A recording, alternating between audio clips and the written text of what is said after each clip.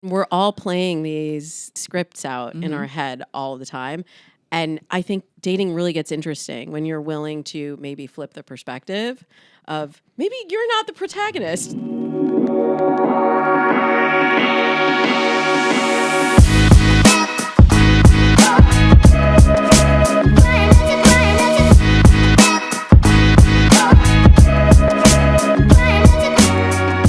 This podcast is a Dear Media production.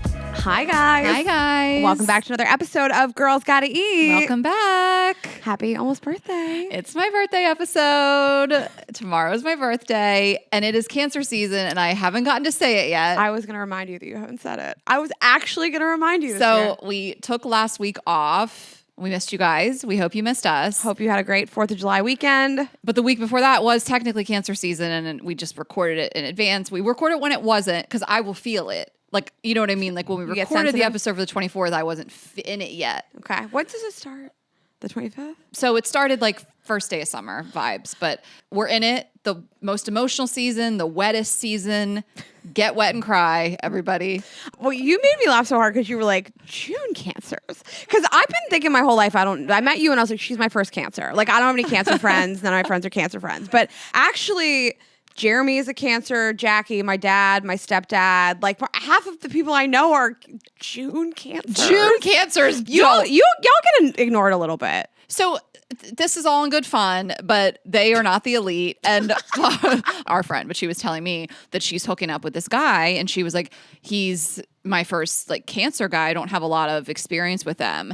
And I was like, same. Who does? But I'm like, my mom and my sister-in-law, you know, like my dad and my brother are both Cancers. So like the two most important men in my life are Cancers, but I have never had a relationship to speak of. I'm sure I fucked a few.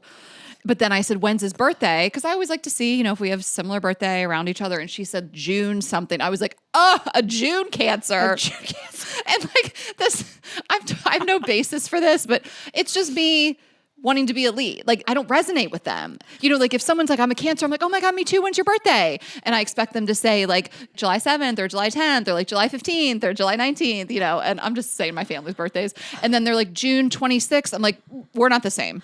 I don't even register them, but it's like, I don't register May Geminis either. That's the same energy. I'm like, June 1st, Gemini. When people are like, May 25th, baby, No. Gemini, I'm like, what? A May What Gemini. are you No, saying to Junes me? are for Geminis. Mays are for Taurus.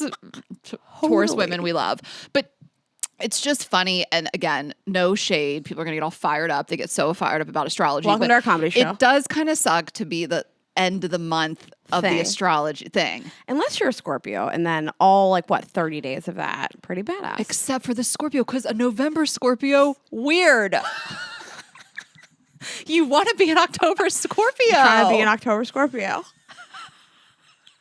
That is so, this is funny to talk about. And it would be so weird to be a December Capricorn. What even is What? that? No. Sagittarius, baby? No? Yes. Okay. I've fucked a lot of January Sagittariuses. Capricorns. Like, I think in the hierarchy of people I've slept with, Sagittariuses. But Sagittarii? yeah, Sagittarii. What percentage of people that you've slept with do you think you do not know their birthday? The majority? 80%, 90, all. Several dozens. I know for one me. birthday is mine. No, I know. What an honor. I know one person's birthday is my boyfriend's. My partner now, what is it again? I'm kidding. No, I'll always remember his birthday because it's the same as Kim Kardashian. But his birthday, and then my more serious ex, and then like my other more serious ex who I started dating in college and dated for years. Like, I can rattle off those three, and then past that, That's it. well, I don't know. Why would I keep track? I'm the same. I have no idea. And then randomly a guy from high school. I don't know. Like, my body count is large, and I'm not going to be held to the standards that I kept to myself when I was 19, 20. I don't care. I didn't care what remember your birthday these guys' was. birthdays. I didn't know their last name. Yeah. Like, we don't have space in our brain for this. No, I barely had space in my whole journal I can for barely it. remember my friends' birthdays. Since I'm not off Facebook, it's a real problem. Yesterday, the amount of people that were like, oh my God, I forgot. Happy belated. And I was like, I didn't even. Do you know how people texted me, I'm sorry I texted you late? And I was like, I didn't text you at all. I know. Not but even that's, I mean, once. Facebook used to be like you'd never miss a birthday, and then you'd be on people's timeline, on their wall. That's what we used to call it. And it was just a different time. Like, the concept of forgetting birthdays in the Facebook era was non-existent. And now it's like all the time. And so I don't get upset when people miss mine or they forget mine or they're a couple days late, and then I'm beating myself up when I'm forgetting birthdays. Like we've talked about this before. I've been putting them in like my Google Calendar with like annual reminders, and You put in the contacts. I started putting the contacts. but that doesn't give you a notification. It does on mine. It syncs with my Google Calendar. Oh, the it syncs with the birthday calendar. Oh, well then that's Apple. They got it all figured out. Anyways, it really Apple and Google working together. It's like you'd love to see it. I love a monopoly. That's not. That's not it. Okay, let's talk about our partners. All right. Thank you to Pros. Get 50% off your first subscription order and a free consultation at pros.com/GGE. Yes, and thanks to AG1, get a free 1-year supply of vitamin D3, K2, plus 5 free travel packs with your first purchase at drinkag1.com/GGE. And Skims, shop the Skims t-shirt shop at skims.com. So we're doing something fun for your birthday. Do you want to talk about it? Yes, we're doing a big sale. This is just something I wanted to do to treat you guys for my birthday. And then what you can get for me is get yourself the Vibes Only Ashley Max at 41% off. It's a huge discount on a giant toy Deepest discount, we've ever done. biggest discount, biggest toy, biggest orgasm. So this is the Ashley Max, and it's like truly our most stunning toy. And I was like, let's do a 1-day sale for my birthday at 41% off and 1 day only. And it may sell out, quantities may be limited. We'll see how it goes. And so, midnight to midnight, when I'm turning 41, you guys can get 41% off. Vibesonly.com, code BIGBDAY. Get your big toy, your big wand. BJ, your big wand. And we'll talk about this a little bit. I mean, it is our most powerful vibrator. It's the best looking big wand on the market. We have the rose gold accent. We have the snatched shape. It's so soft. And it just gives you these deep, powerful vibrations for truly like the most intense orgasm, and kind of has that rumbling vibe to it. Like you just couldn't get that in like a lighter vibrator. And it's all personal preference. But if you really are like, I want like a really deep full body orgasm, like this really will do the trick. And I have been loving getting messages from people who are using this with their partner. We have a lot of toys that we recommend to use with partners, but this is a really creative partner toy because it's so long and you can use it on different erogenous zones and put it on like your breasts and your thighs, and you can like tease around your body with it, and it is big enough to like grip and sort of just like swing around a body. I love it. This is high level kinky couples right here. And your partner needs to have little to no precision to hit you with this. Like if they're just really like, they're going to be fine. Like a little reach around.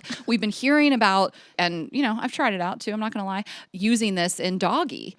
And, he can be hitting it from the back and reach around, and it can hit you in the clit. I mean, or he could be giving you a little neck massage. I mean, whatever you want. Well, what's really hard for me is when I'm doing doggy and somebody's trying to like rub your clit at the same time. And I'm like, you're fucking up the rhythm. The guy's trying to keep his rhythm and he's trying to do something for you, which is really sweet. And I love that. But this really allows you to reach around somebody's whole body and apply vibrations to the whole clitoral area while you're fucking. Yes. So and really fun. If you're having crazy sex, which if you're using the Ashley Max during sex, you are having some crazy sex, you got a little injury, you got some tight muscles, use it to massage it out. That with a little lube on it, it's a massager. Yes. So get on the site. It's vibesonly.com. It's such a great gift for yourself or somebody else. Packaging is stunning. It's high end. You can pair it with our juiced up water-based lube. And we have 2 suck and blow gels available for you guys right now if you want to just enhance your oral experiences. So we have for summer, Juicy Peach and Lemonade. They are flying. They are my favorite summer flavors we've ever done.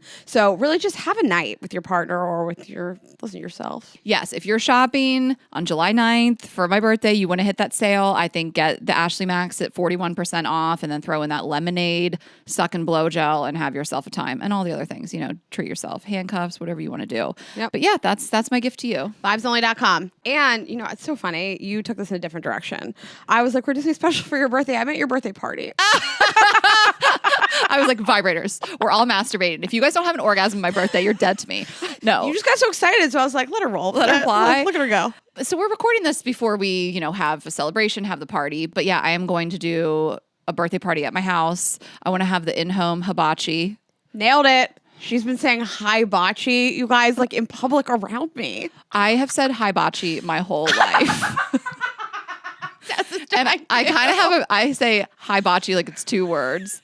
So here's what I think happened. You didn't grow up around a ton of them? I grew up around one. You did? And it was high dash bocce. No. Big on the sign, Dover, Delaware. Didn't grow up near Benihana. The first time I went to Benihana with our family in Florida, I was like, this is the best experience of my life. I know. I spent every birthday at the Shogun in Pittsburgh. I just love it. I love that experience. And so that is what I want to do. So I'll talk about it more after the fact because, again, we haven't experienced it yet. But there's different companies that come out and I've heard they'll like squirt sake into your mouth with a water gun. Girl, I They can't do like wait. the volcano and throw the shrimp. And so I'm so excited. And I'm really excited. My boyfriend is going to come in town for my birthday, for the birthday weekend. And I went there last weekend. I was in Boston with him and we had a great time. And then we are going to be together 5 of 6 weekends. Holy shit. I am so excited. serious? So like I went there last weekend, then he will have just been here for my birthday. And then this coming weekend, as you guys listen to this, we have his best friend's wedding. Mm-hmm. And it is a Daisy wedding. I was saying Desi, and it's like Daisy. I thought he was like, "Don't fuck this up, Ashley." And here I am. So Daisy wedding, which is similar to an Indian wedding. It's all in that arena, but I am so excited for it. And again, this is someone that he's so close to, and he's going to speak at the wedding, and he planned the bachelor party and everything, and just the outfits. I don't know. You're going to go back to regular outfits. It's hard to go back to regular Just white people outfits. I'm going to Alana's wedding in Italy and everything I'm buying. I'm like, I don't fucking care about this. I know, This stupid fucking silk dress. Ooh, cutouts on the side, man. The difference between yesterday, you looking at those dresses, and then me getting my dress last night, like I only went to one other Indian wedding, and I'm just obsessed. Like the style that I like is like the lehenga, which is like the big skirt, and then you can do like a crop top, and then you have like a wrap. I mean, that's the coolest part. You get to wear like bra tops and crop tops. And so I have 2 nights. I got 2 full outfits. People ask me a lot where I get these, even though prior to this, I'd only been to one Indian wedding, but Kaina, which our friend Jackie, who's been to a ton of Indian weddings, she sent this recommendation to me, Kaina, Kynah. And both of these looks came. They fit like a glove. I don't think I have to do any altering. And I'm just so obsessed. They're so beautiful. I know. They're so bright beautiful. colors. I hope you have a huge Indian wedding. Lots of days, tons of outfits. Horses, camels. Can I be on the horse? You're on the horse. Me and you. It's just me and you. Not the groom. I'm giving you It's me. away. What, in Dewey? What if I'm on a mini horse?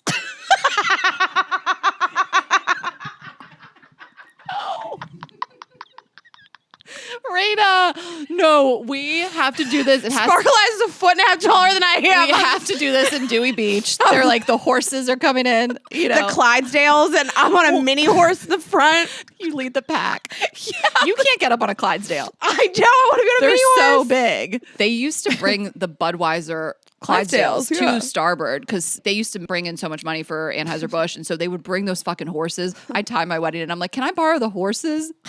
They're like, you have to brand them Bud Light. I'm like, well, it's fine. That's fine. We'll have a sponsored wedding. Yeah, that's fine. As long as we don't have to pay for them, I'll literally do anything.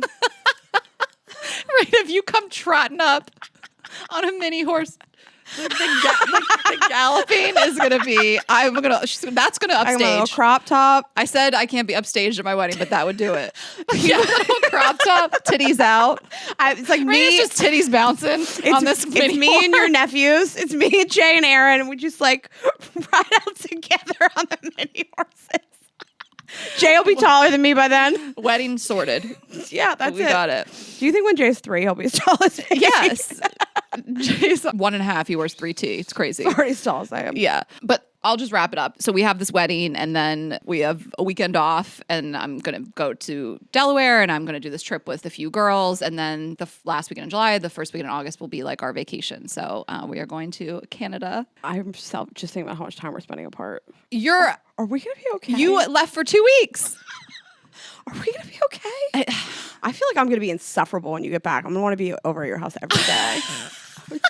Remember You do not like me that much. Remember, in March and April, every day I was like, we don't hang out anymore. We haven't hung out since December. We have had no solo hangs since December. That's going to be me again in August. You are part of the problem. I am leaving for 2 weeks. 2 weeks and then straight. another week I'm leaving. We each basically were like, we each are doing 2 full weeks away in the summer and like, let's coordinate around each other and let each other have some time off and how this looks recording wise and stuff like that. You just did yours straight. Well, one of them is July 4th week, so no reason to come back. I hear ya. Most importantly, we'll be here together to record. So you'll Yeah. never miss it. You guys You'll are never not miss gonna a beat, miss us. you guys. Yeah. So I'm excited. We have a lot of fun stuff coming up. But, I think birthday is a time to reflect, and this has been the best year. And I talked last year about turning 40 and how that felt leading up to it. And I had anxiety around it and some dread, and then I just really embraced it, and I couldn't scream it from the mountaintops enough, and it's just been amazing, and life just keeps getting better. And so I just want to always remind people that, like, don't be scared to turn 40, turn 41, turn 30, turn 28, whatever you have going on and you're having any sort of feelings about. It's a privileged age, and it feels great. You just, you feel hotter, you feel sexier, you have more knowledge, you have more life experience, you make friends and all the things. And so it's been a good year.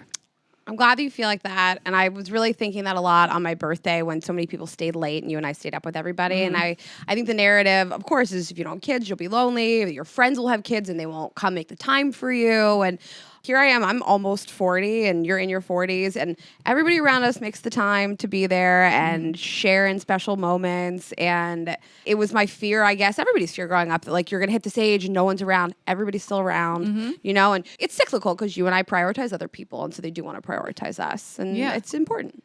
Yeah. And I think a lot of just the way that things happen in waves at different times. Like, I'm like feeling like I got a lot of weddings coming up. I have friends getting engaged in their late 30s. And so much of that happened in my 20s with my college girlfriends. Like, it all happened in like a 5-year span of, like 23 to 28 were all my college girlfriends. And now here we are. Dating a young man. And you guys start the cycle all over Oh my again. God. You don't have She's to. like, I have so many weddings coming up. You have a younger boyfriend. No, I mean, not even that. Like, we got invited to Julio's wedding. He's our age. Not everybody's getting married in their 20s and early 30s. Yeah. Totally. So I've had it be kind of just rolling my whole life. I didn't have like that 2 years where everybody got married. Andrew Collin, that's the other one I'm thinking of. Oh, right. Andrew Collin. He's old as shit. He's older than me.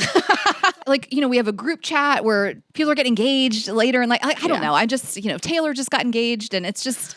You love to see it. It's fun. Yeah. It's like, it doesn't just have to all be so young, and it's rolling engagements. You're right. We are the main characters. It's not Sparkle Eyes. It's our friends. Don't bring him into this. He is younger It has though. nothing to do with them.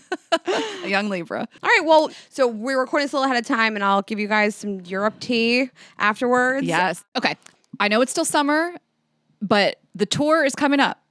The No Crumbs tour starts September 21st. We are in the 3-month window. Thank God. It kicks off in Vegas, and we posted this video last week. We hope you guys saw it on Girls Gotta Eat, and it was our official GGE strippers doing a little Montana Boys style lip sync for y'all.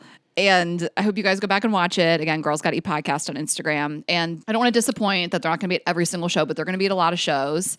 And we're excited to like have them, and you guys get to know them on tour. So you'll see them at a lot of the shows. They are Philly based. So just going to throw that out there. There are Philly guys, and they're going to do some more East Coast shows. But it was funny, like, giving notes on that video. Like, we were in the group chat. Like, they said it once, and I had a vision. Yeah. And I creative directed this like with Leon, and he's great too. And he's like a performer, and he's like the leader, Leon Boudreau. He's incredible. He's with Hunkamania, and he's a musical artist as well. But like, I was like, how do I tell him, like, we need the last guy to look, How do you tell the strippers look to strip more more? naked? I know, but it's weird to be like, I wanted you to appear to be naked. Because the first one they shot, you could see some panty. And I was like, how do Every I time you say this? panty? I was like, how do I say we need him to be looking like he's butt naked with a cowboy hat? If there's anybody you can say it to, it's a stripper. I know, but there's still this part of me. And then Tessa had funny notes. Like, the first guy in the front, the first take they did, he didn't whip his belt off. And Tessa was like, we need a belt whip. Tessa she got in there. She's granular with the notes. Yes. And so then when they were like, you know what, we want to reshoot it. We want it to be perfect, So then we all like gathered our notes, and we like made it perfect, and we made them custom merch. You and Tessa did a great job. And then like, again, they reshot it, and I sent it straight to you guys. But really, it was more about Tessa. I was like, Tessa, what are your notes? Tessa's like, that one hot one. I'd like him to take more clothing off. Well, she manages the strippers. That's her job on the tour. She has a lot of other jobs. She runs the show, but dealing with the strippers is part of it. But anyway, we love them. Go back and watch the video. They're Hunkamania. They're based out of Philly, and they will be at a number of our shows, and we're so excited. And I just really want to, again, let you guys know how insane these shows are going to be. We are starting to plan them now. We are so excited. We have so much local talent, and, you know, we always have different things with like sports teams and dancers and drummers, and just want to rattle off these tour dates. If they appeal to you guys, make a trip. We have Las Vegas on September 21st. That's going to be epic. All of our girlfriends are coming. Make the trip. We love Vegas so much. That's going to be at the Cosmopolitan. We have Pittsburgh on September 26th, Raina's hometown show, whole family, dad's girlfriend, mom, stepdad, whatever. Everybody. We have Indianapolis. That's going to be the next night, September 27th. We have Detroit. You guys know how I feel about Detroit, my homeland. Not really, but I'm passionate about it. People are like, are you from there? I thought you were from Delaware. Detroit is September 28th. We have Portland, Maine going for the very first time. We love going and that is going to be a Halloween show on October 24th. Our Halloween shows are epic. Everybody dresses up. We dress up. We put so much time and energy into it, and they're so lit. So that is Portland, Maine, October 24th. And then Philly is October 26th, another holiday show, Halloween show. And then we go to Denver. We've always had such epic shows in Denver on November 14th. Minneapolis, we love, November 15th. Madison, Wisconsin, first time ever in Madison. That's going to be November 16th. And then we have our New York shows in Times Square at the Palladium, December 13th and December 14th. One of those is sold out, so we added a second one. And then we end the year in Boston. 3 shows. Y'all sold out the first 2 super quick, so we added a third. So we will see you on December 20th and 21st. Get that last show tickets, and that's it. At the Wilbur, this is where I met my boyfriend for the very first time years ago. The Boston Celtics just won the national championship. We know we always have those dancers. Yeah. So plan your birthday parties around it, your bachelorette parties, bring your significant others, your parents. It is a wild, horny, fun-filled, beautiful night. Okay, I have one DM, and then I know you have a lot of stuff to say, but I just want to share this with you. Okay, I got this morning, 11 a.m. Not that that matters, but she writes, "Hi, my grandma and I are crossing the border to come to your Detroit No Crumb show. I'd love to make it special because my Nana just retired and has been listening to the pod with me for a few years. What? Anything I can do, I'll email closer to as well, but was listening to the pod and thought to DM. Grandma's coming." I want grandma to come up for the dance competition. 100%. She doesn't. I'm so mad. We get vibrators away, you guys. Grandma's getting a vibrator. No matter what. Whether she has a talent or not. Blow gel. Come to Detroit and watch this grandma win vibrators on stage. We got to get her up there. I'm so excited. Nana just retired. I love it. We're going to have Nana's retirement party in Detroit. If she is like only 20 years older than us, I'll be so mad. Marina, shut up. Why'd you have to say that? Because you know I was zooming in on this girl. Like, she looks young. So if she's 22, like her mom could be like 45. Grandma could be like 6. No, grandma's still. Grandma's in her 70s. Just come see this grandma dance. It's going to be great. Girlsgottaeat.com. Get those tickets. We can't wait to see you guys. We love you. Okay, so I am going to tell you about AG1. Okay, so AG1 is a part of our routine. And if you are somebody who's really maybe never really paid much attention to what you put in your body, this is like a great place to start. So it is really a foundational nutritional supplement. It delivers daily nutrients and gut health support. We're so big on that, and is backed by multiple research studies. So you can trust what you're putting in your body. And if you're busy and you feel like, I don't have time to like measure out a bunch of things and take a bunch of different supplements, this is just this one thing. You drink AG1 in the morning. You can do it before you make breakfast, before you work out. Rainey usually does it after she works out.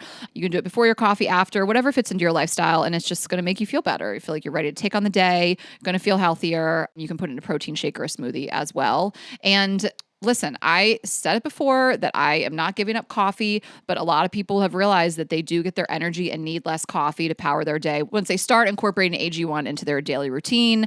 In a research study, 91% of people noticed they needed less coffee after 60 days of drinking AG1. So it's great for your gut microbiome. We're so big on gut health and even the gut-brain connection, your immune and digestive support, all those things. I mean, we just can't recommend it enough if you're really trying to incorporate some more healthy daily routines. So if there is one product we trust to support our whole body health, it's AG1, and that's why we've partnered with them for so long. It's easy and satisfying to start your journey with AG1. Try AG1 and get a free 1-year supply of vitamin D3, K2, and 5 free AG1 travel packs with your first purchase at drinkag1.com/GGE. That's drinkag1.com/GGE. Check it out.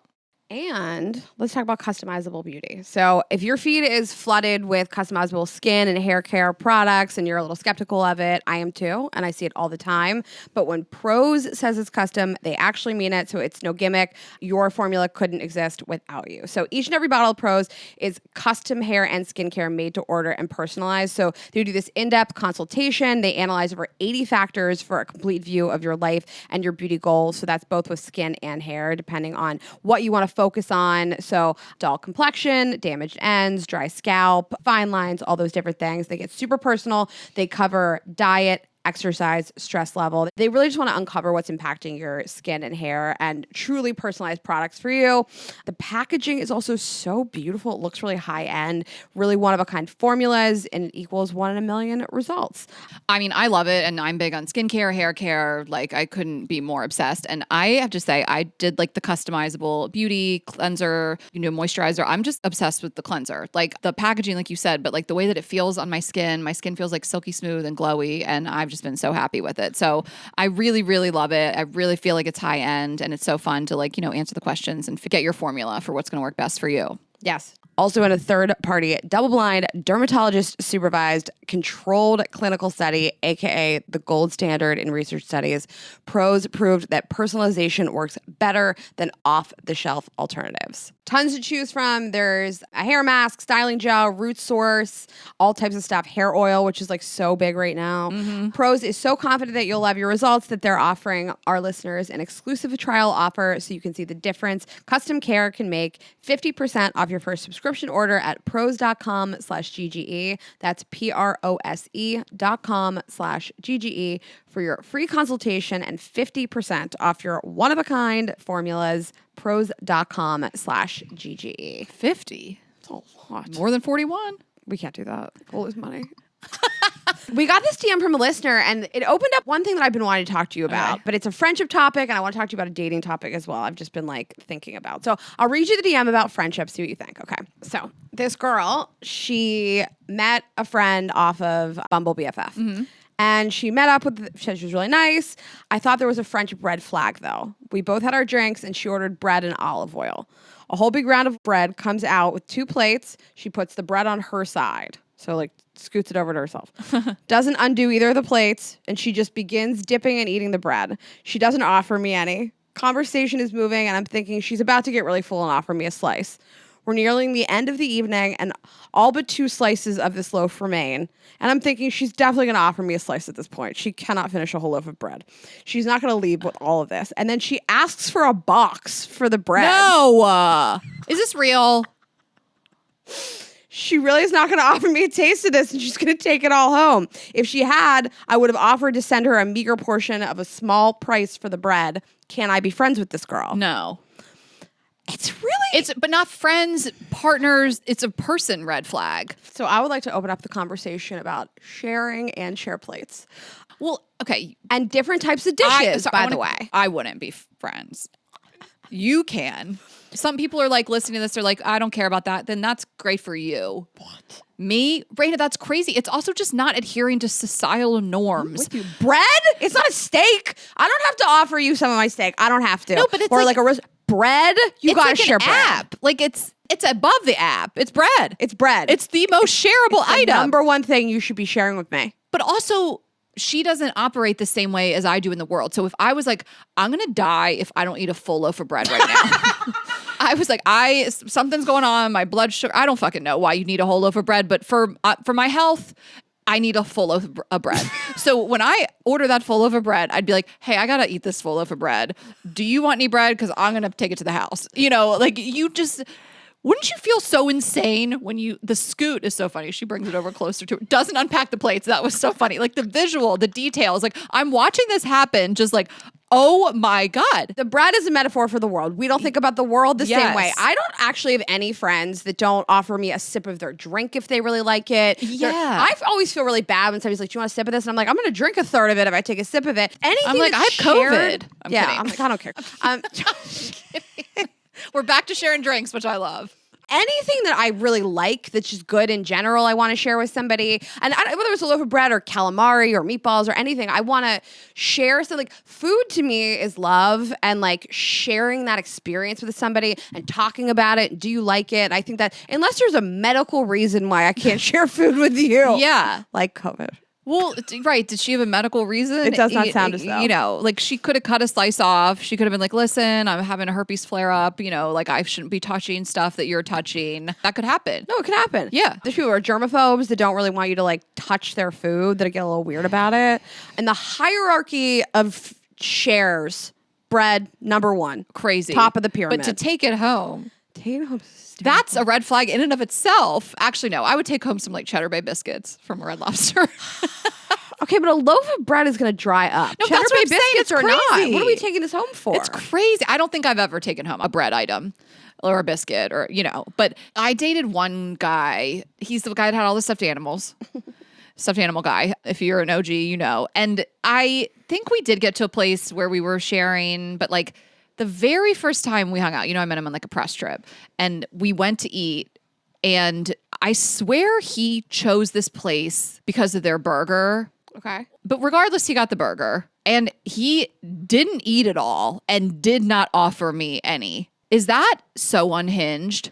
And it was brand new. I didn't know him like that. It was a test almost. Yes. I actually didn't want to ask, because if you just scarf it down, you're so hungry and you're like, oh my God, I'm so sorry. Or not even. But if you aren't eating it all and you still didn't offer me a taste, you let the server take it back. Crazy. Huge red flag. It's crazy. I mean, that guy had so many red flags that like kind of all went in with that. He was the cheap stuff. Like it was so nuts. I mean, again, it's just we look at the world differently. Like Yeah. if I really like something and I'm consuming it, I like want the person I'm with to try Oh my it. I'm gosh. like, you got to get in on this experience. Have the last bite. I love you. I'm amped Yeah. on you having this. Also, I'll eat a little less if you take a couple bites.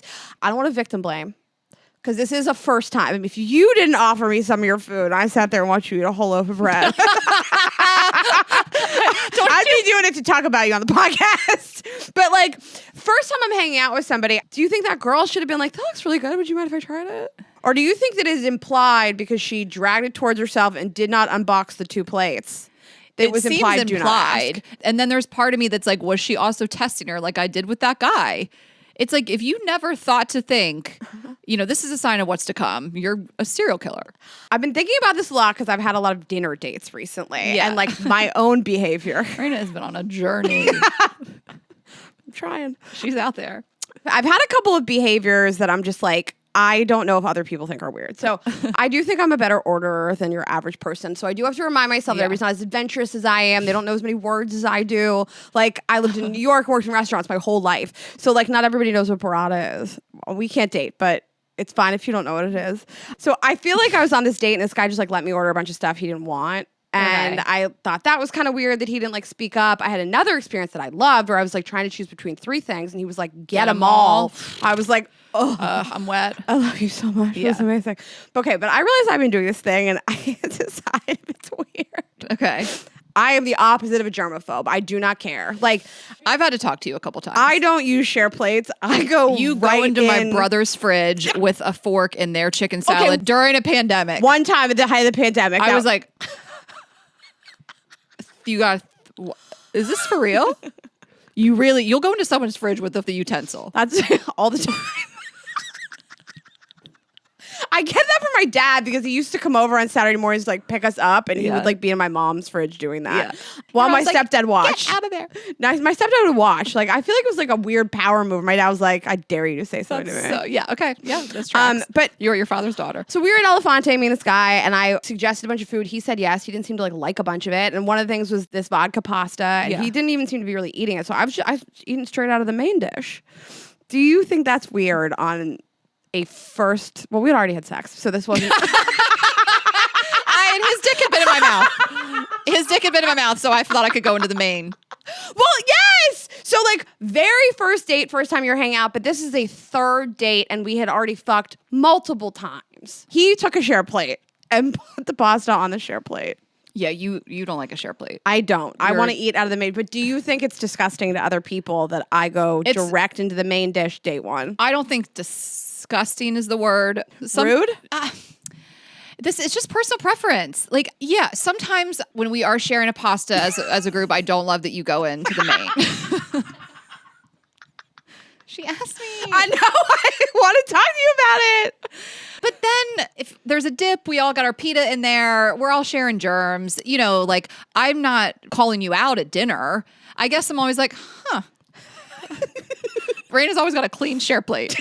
She sends that right back to the kitchen. I hand them back and I'm like, I won't eat this. Let us know in the YouTube comments, guys. I don't think it's like rude. I think, yeah, it's not this like, oh my God, Raina's like a disgusting rude pig. But I don't double dip. Yeah. Usually. If it's something that I can rip, I don't double dip. Food to me is like such a with a date, like it's such like a not like a sexual experience, but it's like a flirtatious experience, and I do want to just like share stuff from the same plate. And also, it's different. Like I tend to order stuff you can share. I like really shareable items. Yeah. If you have a burger, I'm not like picking food up off your plate. Yeah. Entrees, stuff like that. But like I like the communalness of I appreciate eating. it. I mean, you're a far end of the spectrum from bread girl, and I prefer you, of course.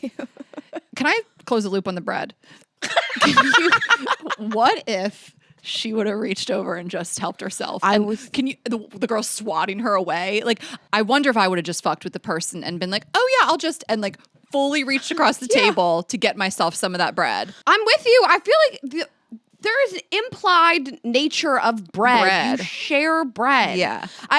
It's like not sharing calamari, fried foods. Like it's just it's food we're all eating together. French fries. What if someone ate all their French fries? Crazy. Can I tell you something that like kind of ended a friendship for me? Yeah. So I'm kind of half joking, but we are not friends anymore. And we just kind of drifted apart. This was not like a fight, but this kind of was a sign. And we had been day drinking all day. Like we were just out doing fun stuff. And then we ended up, I think we were at a restaurant in Little Italy. This is when I lived in New York. And we were sharing pastas and we had a salad. And I don't know, I think I picked up like a crouton or like a big hard romaine leaf. Like basically I picked up a thing from the salad plate and put it in my mouth. You love bare hands of salad. You know I love my pinchers, but I'm there with a girlfriend. Like we're drunk. You know, I have good manners. You know, like I didn't take a fistful of salad and like put it in my face. I literally think it was like a crouton or something that was hard and pick up a bowl, and I just popped it in my mouth. And she goes, "You wouldn't do that on a date, would you?" What? And I was like, "I hate you." What? And it was so awkward. I was like, this is her shit, not mine. Like, why you talk to your friends like that? You know what I mean? And who cares if I do? What does it matter to you? What do you care? It was I'm so shocked by I know. this. It was so weird. What is that supposed to mean? I know. It was just so weird. Like, what, a first date? Like a total stranger? I don't know. I just like brushed also, it we're off. not on a date. So what's the difference? I literally think I was like, I don't know, girl. We're drunk. And I just ate a crouton with my hands. What's it to you? Sorry, you were also drunk in this scenario. It was so weird. And like, I don't think she made comments like that to me a lot. I wouldn't have a friend like that. But like little things here and there. I was like, she's just not cool. That's not a cool person. Yeah. I'm glad you're not friends anymore. Tell me who it is afterwards. It's crazy. Also, I don't like anybody that's like, would you do on a date? Well, I'm not on a date. This is not the same scenario. I know you. I'll put my fist in your smoothie if I feel like it. Right. No, it's unsolicited. Like if you came to me and you were like, listen, I haven't eaten salad with my hands. And do you think that is a bad look on a date? I'd be like, all right, we'll talk about it. But like otherwise, shut up. Totally. Yeah. I mean, I guess there's a world if I'm holding my fork like this, that maybe you were like, Ashley, no one wants to take you out, and I gotta tell you why. You know, let me tell you why. But yeah, it was a weird thing. I have been thinking about this lately because I've been going on food dates, and I am just like, are they going home telling their friends like the way she just eats off of everything? But I think that should make you think that I'm good in bed. 100%. I'm a wild person. Yes, if any of those friends were smart, they'd be like, she could suck a dick. Yeah, I can't be contained by share plates. Yeah, she's gonna eat your ass. I really will. I don't want to take up room on this table with share plates. Let's go directly in. Like I'm gonna do to your butt. I love a share plate. You do. I asked You you. love a share plate.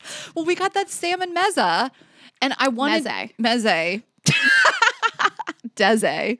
And I wanted to like make my own little thing on my plate. Like, you know me, I like to put stuff together and really like create a little thing. So I wanted to take that piece of toast, and then I wanted to take the salmon and take the creme fraiche and then the hard boiled egg. And like, I feel like I couldn't do that. I needed a secondary platform for which to build my masterpiece. I needed a place to make it. Yeah, you did. It was cute. And then it inspired me. I did it too. I built my own little sandwich. That's so funny because we were on your birthday lunch. What if you would be like, no share plates, it's my birthday. We're going to share off this plate That's my together. kink. And don't bring us any silverware either. That's my kink. You eat with your your hands kink. and no share plates. Yeah, I mean, I think about eating styles and food, and weirdly, like I can excuse a lot of stuff from like if you're cool, then that's not that big of a deal. But like if you're weird about food, I would have a hard time dating you. Yeah, I mean, and that's not everybody's story. Like Totally. food is just our big part of our lives. I mean, listen to the name of the podcast, you know, like Raina more so than me, but it's always a way that I've like bonded with like family and friends. And to some people, like not wanting to share food is like the biggest red flag. And some people it doesn't bother them at all. But like, I don't want to fuck you. Like I'm turned off and I can't tell my vagina otherwise. Like if you don't let us share food at a restaurant, you don't want to share, you don't bring it up, I can't get it up for you. It's a level of rigidity I don't understand. Yeah. Like if somebody I was on a date with was like, I'm gonna get my own thing, I'd be like, are you mad at me? yeah. Be honest, did I do something to offend you? I know. And then when you start to really be around people who always want to share. So like our friend group that we travel with a lot and like who we did like Cabo and Greece and like that group of friends, like it's always all sharing all the time. I've never been out with them where we each ordered an entree, but like sometimes my family wants to get entrees. The elder generation. Right. So, and they will share apps and stuff, but like sometimes I'll be out with my family. I'm like, are you guys losers? I know. They're like, You what don't would you wanna like for your share? entree? I'm like, what's an entree? Right. Let's split everything. Split everything, you know. So you're always trying to like convert the boomers on that. Well, I'm glad we talked about it. Yeah, I've been wanting to ask you about my dining behavior on dates. On air. Yeah. You want to have an intervention? Ashley picks on Raina too much. I really like was laughing when I like went directly into that vodka pasta and that guy like picked up a share plate and served himself. And I was like, oh, you're not going to do it? Yeah. Okay. Okay, guys. Well, let us know what you think if you're watching on YouTube. Nicely, respectfully, of course. But before we get into it with Damona, we want to tell you about Skims. We are so obsessed with Skims. You guys know this. I'm never not wearing Skims when we record. I know. A bra, a shirt, a panty. And we're just so obsessed with their t-shirts. Like we all have different body types, but I feel like we all can agree we love a t-shirt. We want a t-shirt that fits perfectly, whether we want it to be form-fitting or looser, stretchy, cotton, like all the things. So we're obsessed. The Fits Everybody t-shirt is really, truly Raina and I's obsession. Like I personally, I said this before, I started wearing underwear again. I dabble after trying this fabric, so I had to buy the t-shirt. I was like, if this brought me into thongs, I got to get the t-shirt. So we just are obsessed. The soft smoothing seamless t-shirt, it's really lightweight. You can wear that all summer long. You know, it's gonna be a hot summer, La Nina. What is happening I around can't- the country? We've been complaining about LA, but I'm like, I'm glad I don't No, live on the LA, East Coast we're- anymore. we're I'm good. Gucci. I can't talk about La Nina enough. Anyway, so we just love all of it. But yes, you're going to want some of those lightweight t-shirts. And I just feel like it's my whole closet now. Like it's just, I just pick a t-shirt. If I want a neutral, I pick that cocoa brown we love, or like Skims got me into Coco. yes, a sexy white t-shirt with some jeans. You know, you just like throw it on with some of your like sexy body hugging jeans or your wide leg jeans, and or just I'll pick the red, the brighter colors. We love everything. And of course we're talking about the t-shirts today, but we love it all. We love the underwear, the bras, all the things. I was Wear the talking bra the other every day. week about the bras, like pushing my titties up, and we can't stress it enough how much we are obsessed with Skims and want you guys to check them out. Oh, and not, I mean, the Skims campaigns, having the girl from It is Bridgerton, second to none. they nail it every time. That's not part of our talking points, but I can't get over how good they are with that and how they're always like really of the moment. So shop the Skims t-shirt shop at skims.com. Now available in sizes extra, extra small to 4X. If you haven't yet, be sure to let them know we sent you. After you place your order, select podcast in the survey and select our show in the drop-down menu that follows. Very important. You got to let them know. Okay. All right, let's get into it. All right, guys, we are so excited to finally welcome this guest to the show today. She is a celebrated dating coach with nearly 20 years of experience, and she is the official love expert of the Drew Barrymore Show. She has written dating columns for the LA Times and the Washington Post. She has worked as a dating expert and spokesperson for top dating apps, including Match and Bumble. Her weekly podcast, Dates and Mates, has been featured in Cosmo, Huffington Post, Bustle, and more. Her book, F the Fairytale, is out now. Please welcome to the show, Damona Hoffman. Thank you for having me. Thanks for being here. Of course. Last time we saw each other, we were On Drew? television. Yeah, on my turf. Now I'm on your turf. I know. We met on the Drew Barrymore show. Sounds like such a flex, but we were on this like fun dating panel for Valentine's Day with Dr. Ruth. Dr. Ruth, Matthew Hussey, and Yeah. you guys. Yeah. It was so It great. was really, and they sat Matthew Hussey next to Dr. Ruth. I was He'd, like, hold our her hand the whole caretaker. time. Yeah, I mean, who knows? She still got it. She was still got like it. She's all amazing. over it. She has those opinions. Yeah.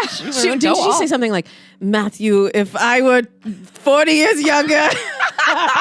Matthew's wife's there. It's like, relax. She's like, stop Dr. it, Ruth. okay? She was like, I'm going to give her this lady her props. Yeah, she was like, Matthew can get it. 7 minutes in heaven. Well, speaking about people who can get it, the contractor next door, Raina, please tell what he just texted you. So I love him so much. And I think he's so cute. Okay. And then he texted me. So Ashley was at my house, Damona and Tessa, everybody's here.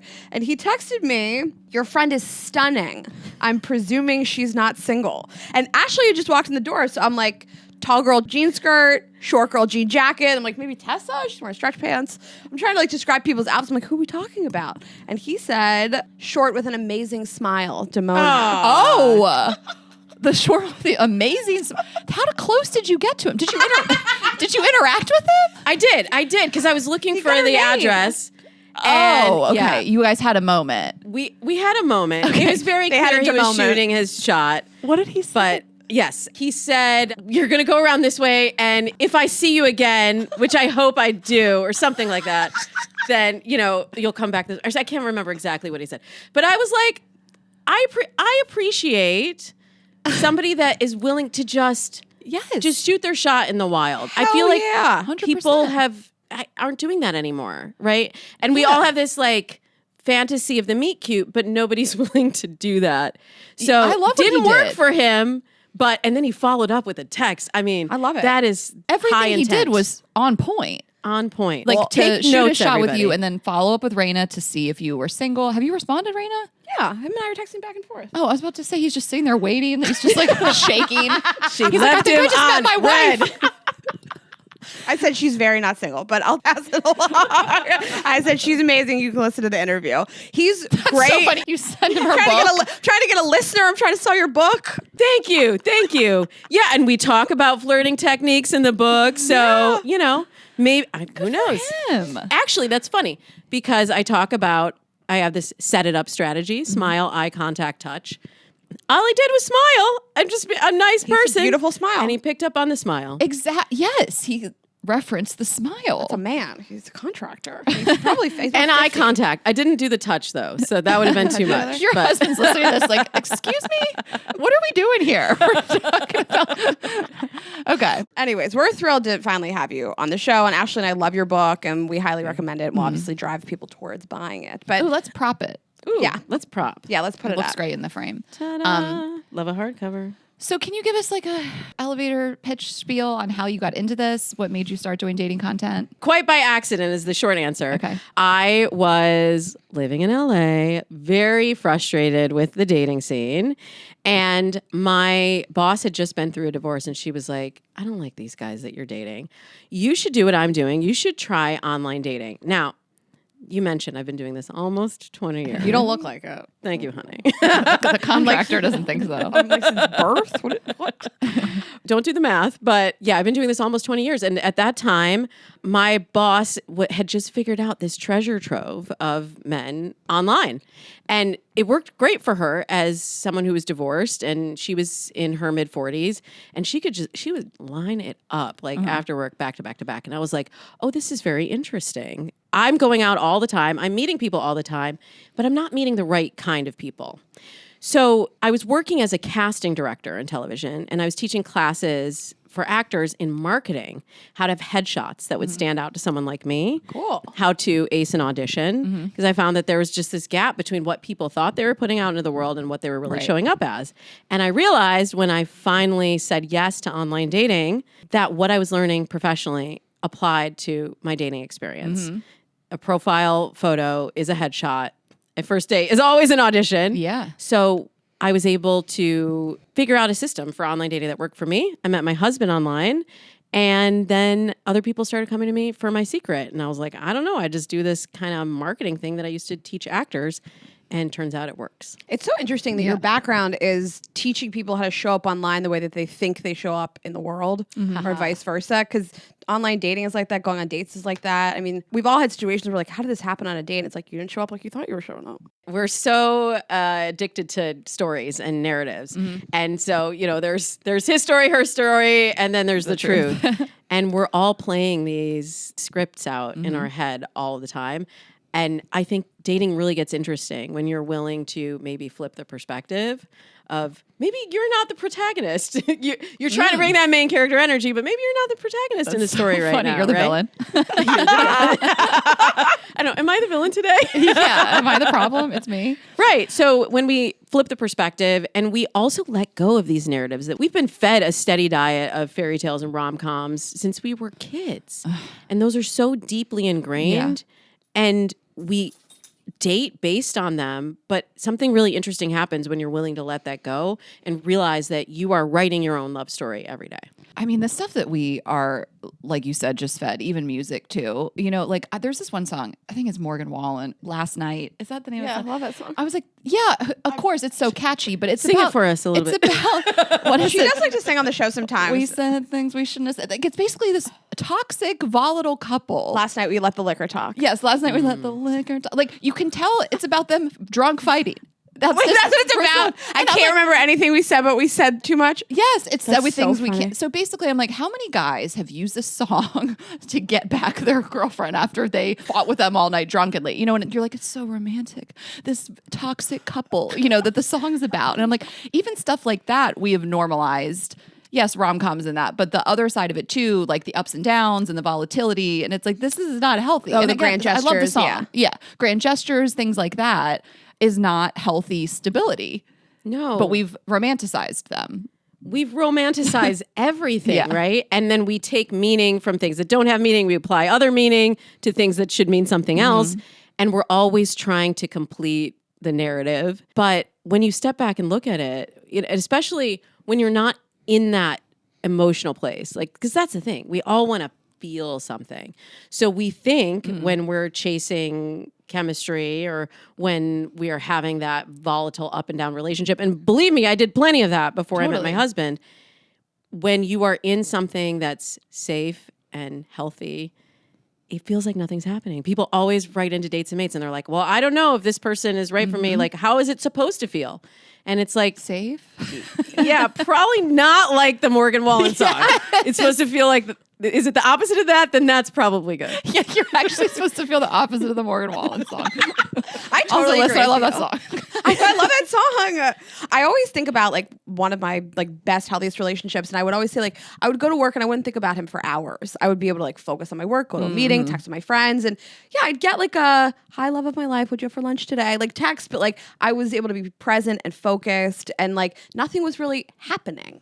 You know, and I like that feeling. We have a friend, and I just think she's still, maybe she's just in that place in life. Maybe she'll stay there forever, but she is a little younger and she's just in a super volatile relationship. And I think she thrives in that. I think she really wants it. I think she would find my relationship very boring, you know? And I mean, I hope that she grows out of that and sees like what stable, healthy relationships look like and feel like. But I've said it all the time. She's over here like, I want what you have. And I'm like, I actually don't think you'd enjoy it. I think you'd be like, this is so boring. Where is the fighting? And where is the push and pull? And where's the big fight with the grand gesture to make up and the makeup sex and all that stuff, you know? And we've all been there, like you said. We've all been in those relationships. Yeah. And as we grow and we become wiser and more fully ourselves and more present, we're like, wait a minute, I don't want to feel that anymore. I want to get off of the roller coaster. Yeah. And what I aim to do with F the Fairy Tale is to remind people that you are in control of your dating destiny. You choose to not feel that way anymore. Like you're choosing to get into this text fight. You're choosing to have that 2 a.m. drunken fight and not say, look, I really care about you. This is important to me. We're not in the right headspace. I'm going to press pause on this. Let's talk about it in the morning. Right. And be willing to sit in the discomfort. That's the thing. Like we have so many escapes for discomfort now. We can just escape into our phone and then we go into the endless TikTok scroll and those feelings go away. But if we're willing to really confront it and we're willing to sit in it, that's really, discomfort is the feeling of change happening. I say that in the book. So then we can become aware of how we are perpetuating our own narratives. So you talk about collective dating burnout. I've watched a couple of reels on your page, and I read about it in the book. And one of the things you said in a reel recently was that there's actually not a decline in like dating apps and people going on there. There's a decline in people's attitudes towards them and how they're like approaching the world and their feelings towards dating. So can we talk a little bit about like what you see as collective dating burnout? Yes. And I've been talking about dating burnout for a long time. There was a big surge in dating burnout right before the pandemic. Then it kind of went away because we needed dating apps to connect us. Yeah. And it's come back with a vengeance because it was never gone in the first place. I don't think it's actually the dating app burnout. Like, I think we are all feeling this collective disconnect. It's all about communication and connection. And that's what we really crave. And we were sort of leaning on dating apps as a substitute for that, but they were a quick fix and they didn't really solve the problem. Sure, you can meet people off dating apps. You can just be chatting on the dating apps. You can get that short-term need met.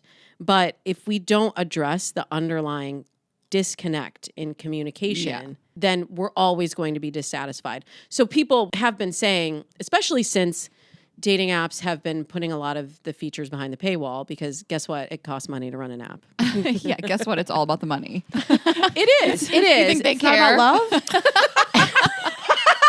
I thought it was so funny. It's only for love or money. That's I it. thought they're designed to be deleted.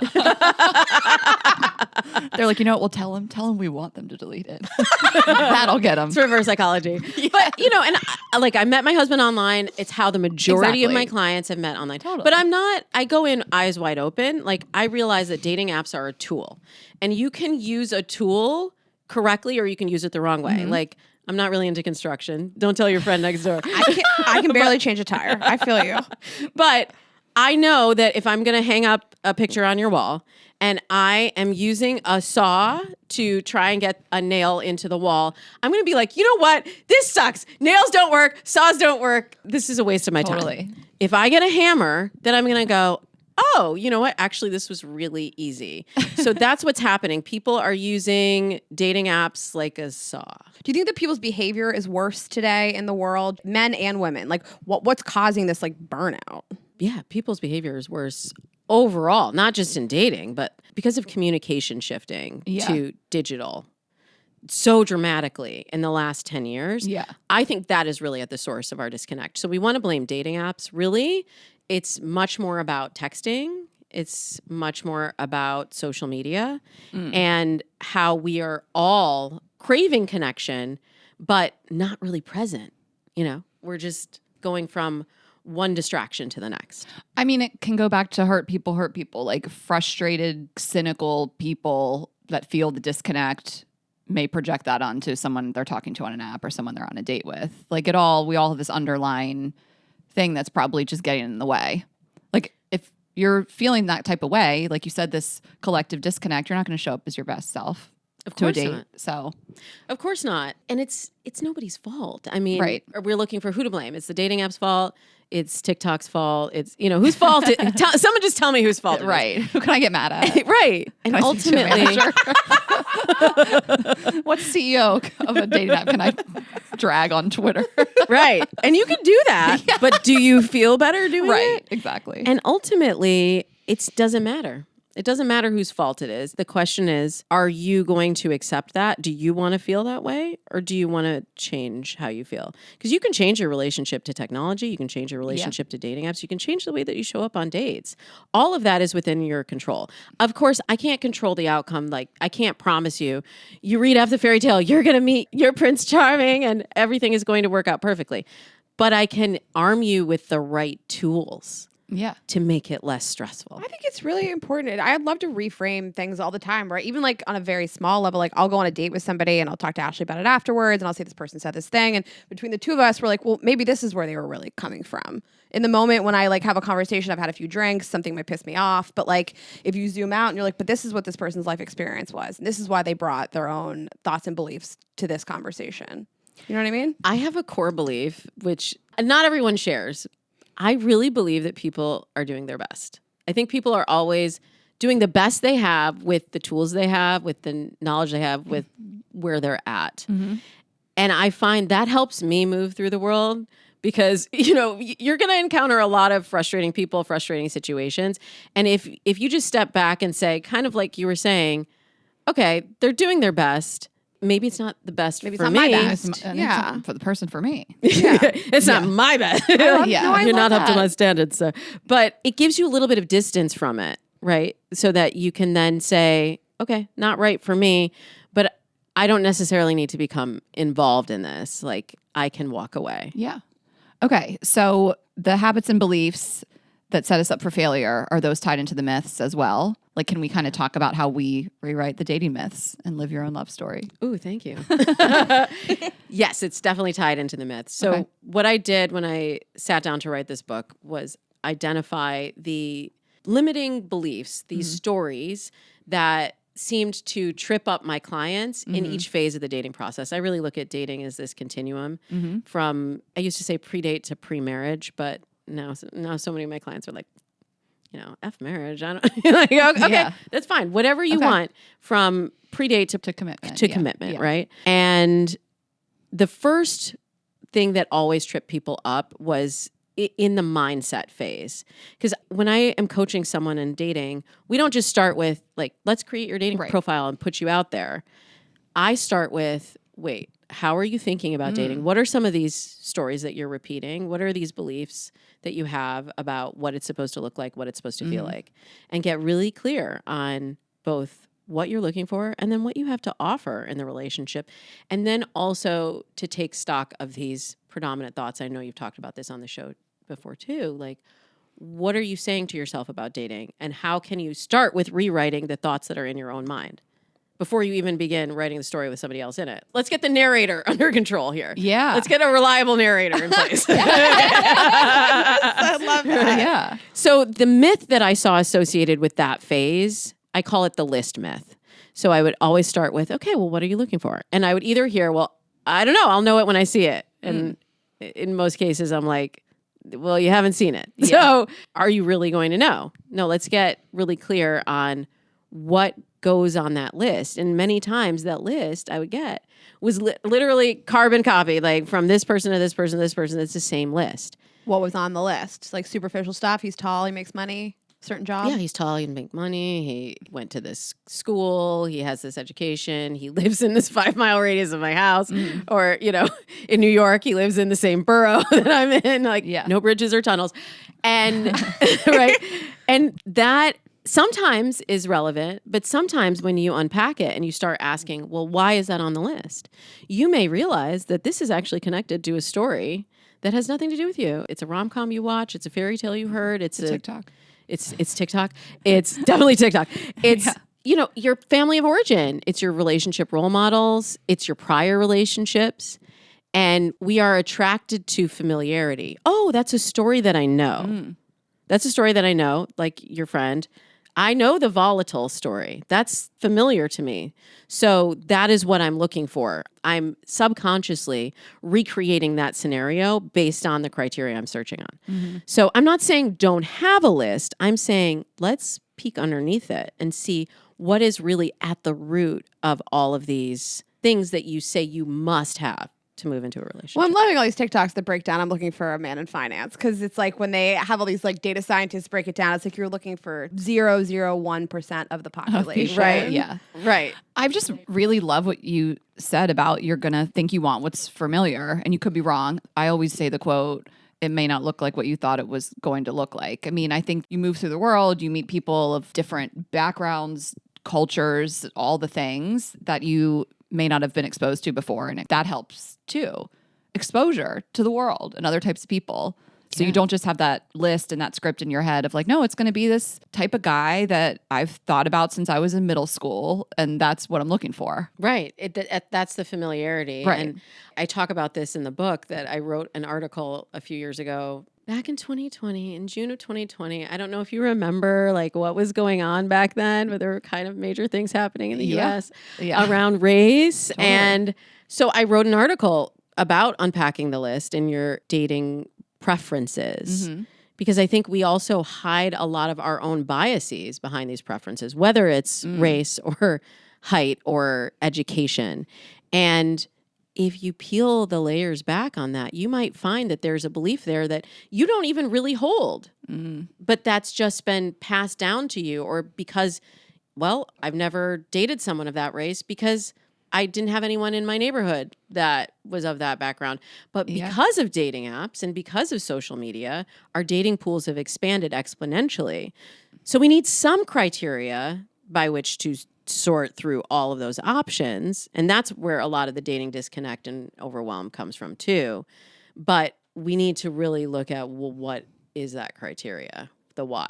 I love that you said that. I think about that sometimes because my boyfriend's Indian and I never dated an Indian person before him. I dated white guys, black guys. You know, it was people of color, but I guess I didn't grow up with a lot of Indian people. So I guess I could say it was a little unfamiliar. But like, what about it is unfamiliar? Just it's looks, culture, whatever. But for me, I was just like, oh, this is interesting that I would end up with a person that was like the first type of person like that I've ever dated at 39, you know? Yeah. And when you're open, like some of those numbers get expanded. So it's the layering of like, I want a finance guy and he needs to be 6 feet tall and he needs to also live here and he needs to also have this religion or race. Body type, yeah. And body type. That's what starts to limit your pool. But if you lift some of those factors, like I'm sure your boyfriend has a lot of the qualities that you were looking for. Otherwise, right? Your whole list. And it may just be like lifting that one belief around, oh, I hadn't considered it before. I hadn't considered dating somebody who was Indian before. Well, I hadn't not. He was just the first one. And, right. You know? And I don't want to downplay, as somebody who's also from a multicultural background, and my sister-in-law is Indian, my stepmother is Mexican-American, I really feel like my life is enhanced by having people of all different 100% cultures in my life. Yeah. Not everyone believes that, but you know, Right. I feel like for me, works for me. But there are challenges, certainly, like growing up Black and Jewish. There was a lot of, yeah, I know, I'm like the oppression stew here. But there was a lot to grapple with in having parents that came from two very different worlds. And there are certainly similarities between those worlds, but they're very different. And I know that you encounter all of these new things and these, I look at them as really like life lesson opportunities. So it's not always easy when you date somebody that's different from what you have looked for on your list or who you've dated in the past. But I think that relationships are our greatest teachers. And Totally. I think that the discovery in that is really exciting. Absolutely. Yeah. It's just unfamiliarity and lack of exposure for some people. Yeah. And that stuff is important. Plus, let me tell you, Thanksgiving dinner is like so bust now. It sounds fun. Honestly, I was like, what's cooking like in this family? Oh my God. Yeah. You know what I think is really Oh my gosh. When his little turkey. Oh yeah, his Thanksgiving. Oh, no, I'm I'm trying like, to come give to me that. that chicken tikka. Can we go this year? Yeah, we should go. Oh, we should. I was like, can we go? We're It's just like there. the food that they make. It's just better than anything you Yeah. ever have. You know, Right? they just like whipped it up. Right. You know, like I had lunch with his parents. I was like, I feel like they thought I was lying. I was like, this is the best meal I've ever had. They're like, okay, relax. Like you don't need to overcompensate. I'm like, no, I'm being serious. Anushka's baby shower, our friend's parents are also, they're Indian, their parents are Indian. They just like whipped it up. It was amazing. Yeah. I think that's something that's hard to let go of, and it has been easy for us, is somebody with an education. I think that like my parents were like, people with educations are successful. People with educations make money. You need to get an education. It's very important to Jewish people to get an education. Send your kids to college. I don't care at all if somebody has an education. I think there's not one route to success, especially today. But I went on a date the other night. The first thing my dad said to me was, where did he go to college? Where I was did he like, go? Right. and I go, I never even asked him if he went to college. It never crossed my mind. But I think that's a generational thing. And I think that people have this notion of like a certain type of education, and that's the kind of man I want. And for me, I just don't care at all. Well, so much of this is chasing safety, right? Yes. Sure. So Right. being also from a Jewish background, like my grandparents immigrated here with nothing. And so they were told, you get an education, Right. you work your way up, and through your education, that is your ticket to safety, security, and a good life. It used to be more so also, right? Like today there's so many more avenues to success. That's exactly my point, that is a remnant of a time. It was true then, but it's no longer true. It is not. Yeah. And, Mark Zuckerberg never finished Harvard. So nice Jewish boy never finished Harvard. So, But at least he went, Aren't we all looking for a Harvard dropout? I'm looking for somebody who could have gotten into Harvard. That's really that's my bar. That couldn't be me. Okay, so the list, that is the first myth. Can we move to the second? that's the rules myth. Okay. We love rules. Everybody's like, tell me, what's the hack? What's the rule? Just tell me how to do it, Damona. 4 rules for, Yeah. I know. And I would love to do that. But it's so much more nuanced than that. Oh, yeah. Right? And some of that's just like designed to like go viral. A lot of dating content out there is just like packaged in a way that's not really accurate to a human experience. Yeah. And even beyond the dating content, like, the book, The Rules, that was written like 30 years ago, but some people are still playing by rules like that. Like, oh, well, you can't make the first move or you can't call him. And I'm interested in a much more dynamic approach to dating in that you write your own rules through the experiences that you go through. You figure out what's okay for you, like what you can tolerate and what you don't. So similar to the list myth, we need to examine these rules and like, well, where does that come from? What did I say that I had this rule, or why do I have to wait to contact this person, or why do I need them to text me in the morning? Good morning. Like, good morning, beautiful text. Why do I need that? What am I getting from that? And really examine what rules still apply to your life today. Do you differentiate between like rules and boundaries? Ooh, that's a good question. I definitely do. I think when we talk about rules, we're talking about, again, all this stuff that we have been told, if he doesn't do this, it's a red flag, or it's not going to work out. And these things aren't true. And we're like abiding by them as if they are. Rules to me feel like one size fits everybody. Right. Do this thing. And it's like, but my life experience is different than yours. Boundaries feel like just a one size fits one to me. There's things that like would really bother me that wouldn't bother her, and, vice versa. Yeah. And I think it's really important to get down to what does really matter. The one size fits all rules, we agree, they don't necessarily matter. But what I offered in the book are these pillars that I do see adding up to consistently successful long-term relationships. So with the list myth, it's clarifying relationship goals. Because, how many times you get down the road with somebody and then you're like, oh, I thought this meant something totally different. And then when we get to the rules myth, we need to look at values. And that's where I think the boundaries that you're talking about comes in. And you design your own rules and your own sort of code of conduct based on what is important to you, what you value, and how you look at the world. Okay. I like the differentiation between the two, like lists and goals, like what's on my list versus what am I trying to get at, and rules versus values. I like that a lot. And we're going to talk about the 4 pillars. Let's move on to the chemistry myth. Ooh. I love talking about stuff like I this. know. I was like, I want to get your take on the chemistry myth, but Let's do it. I don't believe in chemistry. I think Mic not drop. in That's the chapter, actually. It's one sentence. the end. I think that chemistry really builds over time, but we're looking for the spark. You've talked about this on the show before. Because of these damn fairy tales and rom-coms, we're like, it's supposed to feel like this on the first date. And what I suggest in the book is that we all practice slow love, slow it down, because you can't really feel how you feel in the relationship when you're caught up in momentum. And you're just like, oh, I love the way they look. The first time I like wanted to tear his clothes off the first time I met him. And it doesn't give you room to grow into the relationship. I think the chemistry really builds in between interactions, and that builds over time. There's nothing for us in this chasing chemistry. We need to really put that aside and get to what actually matters. And that's really communication, what we were talking about earlier, like clarifying communication. That's how you can really connect with someone and see what's deeper. Because it's like, I've been married 17 years. Like, you don't get to 17 years of marriage based on chemistry. He's hot, Yeah.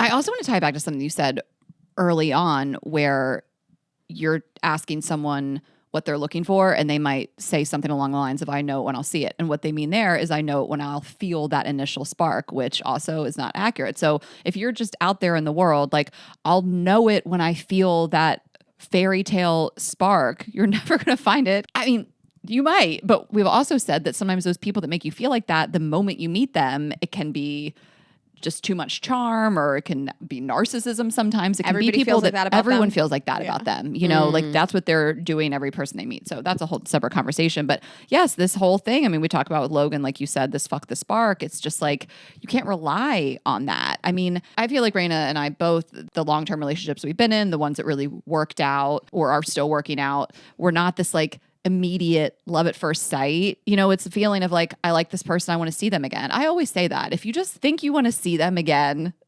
just go for it. That's like the one underlying feeling to me, is just like, that I had a good time, I'd see him again. Yeah. I say be led by curiosity. Mm-hmm. And that curiosity is an endless well. You know, that's what gets you to this place with your partner. That's what gets me through 17 years of marriage and hopefully many, many more. I'm still curious. I love that. I'm still curious. And Not that was bored. really how I felt on the first date. I was just like, I don't know if this guy's going to be my husband, but I'm like, gosh, I just want to spend more time with him. I want to Yes. know how his brain works. Totally. And Exactly that. I'm going to give your listeners like a big flip on how they're thinking about first dates. We want to keep that first date short and sweet. We think that if we stay with this person, the chemistry will build and we won't lose this moment.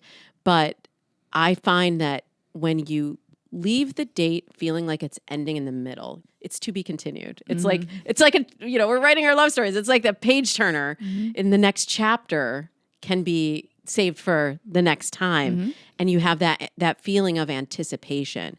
That feeling of anticipation is really important to continue. That's when you hear people that are bored in relationships, they've lost that anticipation. Yeah, and maybe some of like the physical chemistry too. But I continue to bring that anticipation to my relationship every day. And that curiosity is really what fuels the future. I love the notion of leave people wanting a little bit more, you know, and people will get to know you over time. You don't have to give them everything right in the beginning. Ashley's in a long-term relationship and you're always like looking forward to the next time and seeing him. And I've really enjoyed long distance relationships as well. It's just, there's that anticipation's fun. Oh, you meant long distance relationship. What did I say? Long-term? Long-term. Yeah, I meant long distance. Oh, yeah. Listen, I don't think it's some sort of red flag if you have chemistry upon meeting someone for the first time. You know, like when I also kind of run the tape with my current partner and my ex, like we were going back and forth, we're bantering, we're really feeling each other that first time too. We're not telling people that you should have like a dud of a first date and be like, what? Should I see them again? You know, like I do think there's something to be said for, yes, being attracted to somebody, you know, they touch you and you feel like that electricity. So it's not that either. I just also want to be clear. I think we all agree on that, you know, but it's just this magical fairy tale spark that people may be looking for that could be hurting you in the long run. It's definitely hurting you because you're chasing that feeling. Right. Versus being present in the moment and feeling that connection. It sounds like that's what you felt. You felt that connection with that person. Yeah. And that's why I'm talking an hour to an hour and a half tops on the first date. Leave them wanting more. And then you can also see how you feel. We are conditioned to want to get chose when we're really doing the choosing. And if we can see that in between that space, between when you say, okay, nice to meet you, maybe you say, I'd like to see you again, and them asking you out again or you initiating another date, which we can also talk about gender roles and how not a big believer in that either. But that space in between and how you feel in between seeing the person, that is really informative as well. Nick Viall, I was listening to him last night. I was like, which one of us is going to bring Are this you up going to bring a first? quote up? Are you going to What, men fall in love by missing you? So he said men don't fall in love from having sex. They fall in love from missing you.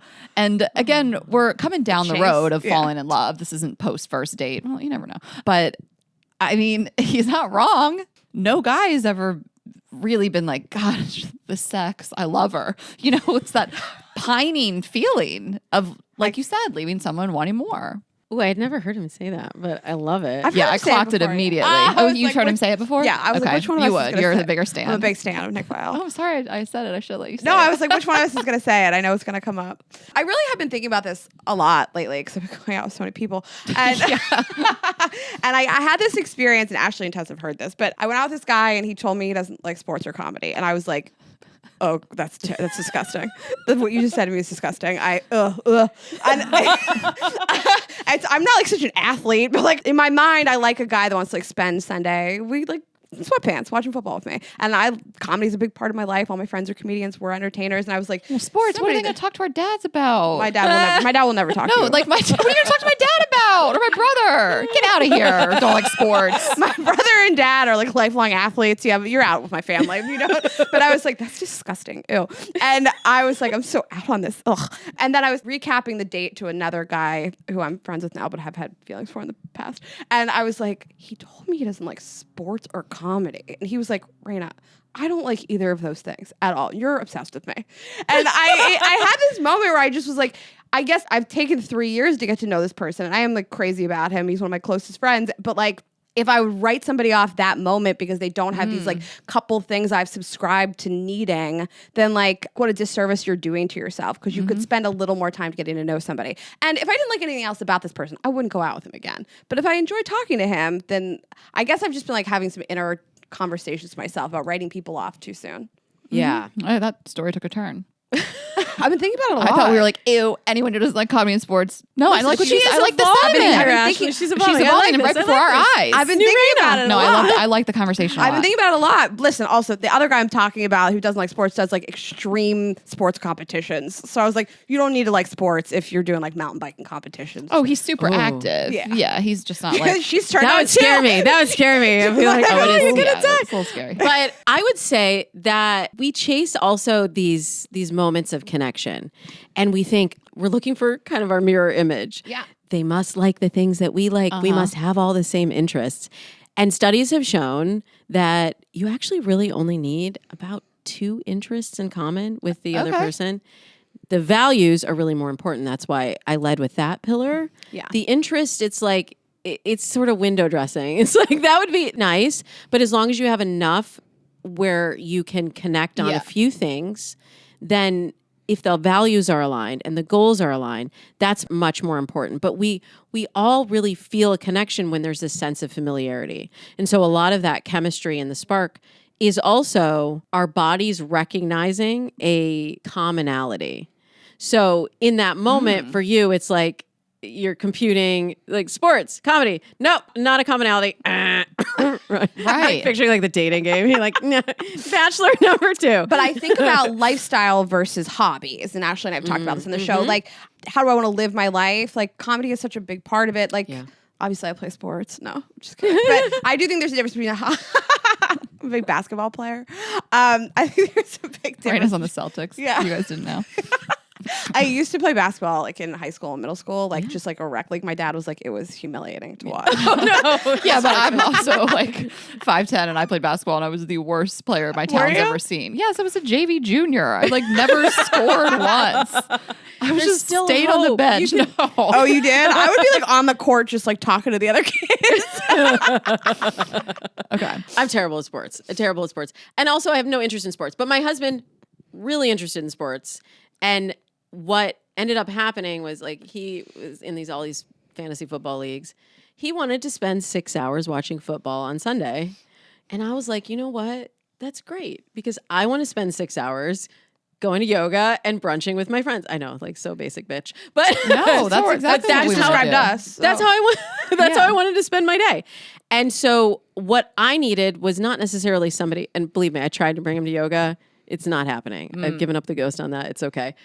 But I needed somebody that understood my lifestyle, like you were saying, and gave me the space to still be who I was.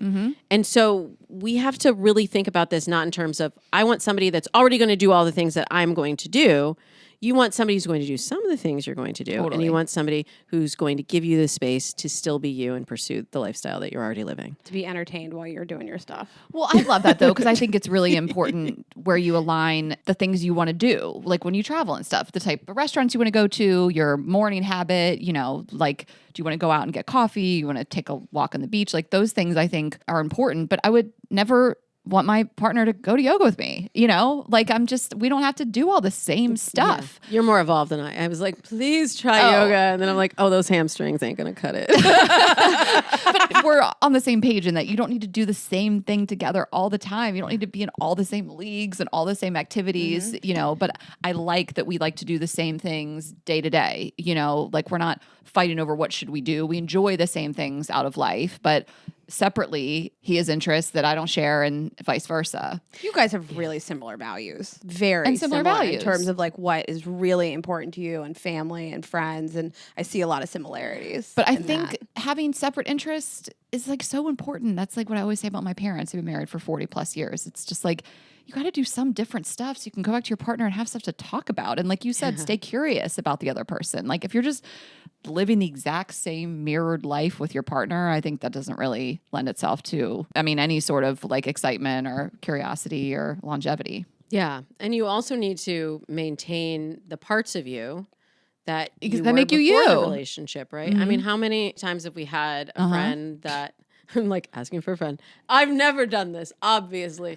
But, people sometimes get lost like in morph into their partner. Yeah, and get just lost in relationships where it's like they always want to be available to their partner and they do everything that their partner does. And suddenly they've disappeared from the relationship with you, with their friends, their community. And those relationships, the average friendship lasts much longer than the average relationship. So it's also important. I'm a little bit of a relationship anarchist, not poly. Although if you're into that, that's fine too. Yeah. But I believe in having multiple people in your life that you value that bring different elements to your world. Yeah. Your other significant others, like Logan said too. Okay, we have one more. I can't wait to get into this one. The soulmate myth. Do you believe in soulmates, Ashley? I believe in maybe having multiple. I believe that there's not one person on the earth that is meant for you. That's the only person you could work with forever.